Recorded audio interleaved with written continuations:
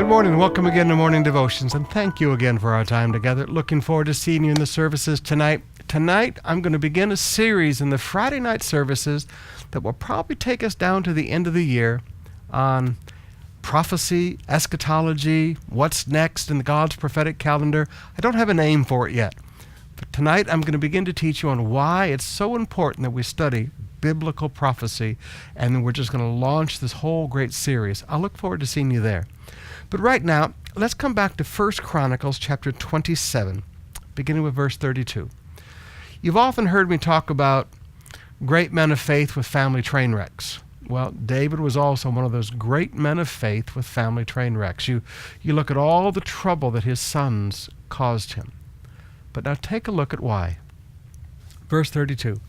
Jonathan, David's uncle, was a counselor, a man of insight and a scribe. Jehiel, son of Hakmoni, took care of the king's sons. Another translation says, raised the king's sons. David didn't raise his boys.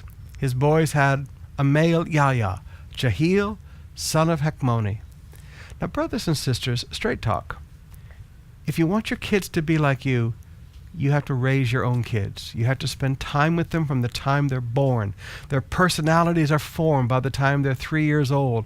Those first 3 years are very important. They hear the laughter of the house. They hear your voice. They watch how you respond to the world. The little kids are like sponges. They absorb emotions and feelings and attitudes and words. They're like little built-in computer learning machines. If you want your kids to have your spirit, if you want your kids to have your strength, if you want your kids to be good kids, you need to put your life into your kids. Don't turn the kids over to the Yahya. Don't turn your kids over to relatives to raise. This was the problem with David and his children. His sons were raised by Jehiel, son of Hakmoni. They weren't raised by David until we get to Solomon. They say, why do you think David raised Solomon? Because you go all through Solomon's writings in the book of Proverbs, he's always quoting his father. Evidently, David learned a lot between the first batch and the last son. And the son that he raised is the one God chose as his successor.